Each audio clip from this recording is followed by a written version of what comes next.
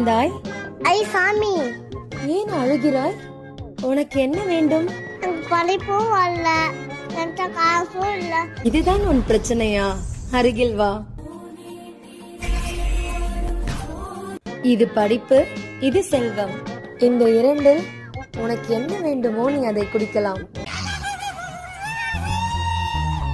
குழந்தாய், உன்னிடம் ஒரு தண்ணீரை தானே குடிக்க சொன்னேன். எதற்காக 2 தண்ணீரையும் சேர்த்து குடித்தாய்?